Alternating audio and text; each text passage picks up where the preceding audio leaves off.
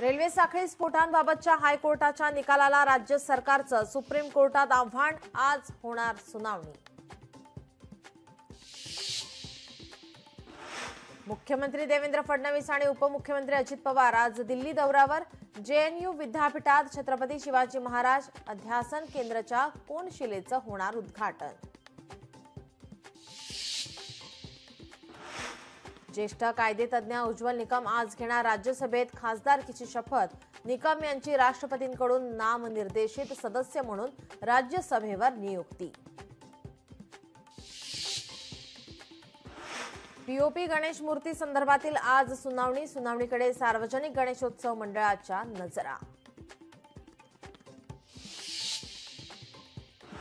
राज्यात आज पावसाचा जोर वाढणार। कोकणाला रेड अलर्ट तर मुंबई, ठाणे आणि पालघर ऑरेंज अलर्ट जारी। शेतकरी दिव्यांगांच्या प्रश्नांवर बच्चू कडूंचं आज राज्यव्यापी चक्काजाम आंदोलन। अचलपूरमधून रास्ता रोको आंदोलनाला होणार सुरुवात। मंत्री छगन भुजबळ आज भिडेवाडा आणि फुलेवाड्याची करणार पाहणी। संबंधित अधिकाऱ्यांकडून कामकाजाचा घेणार आढावा।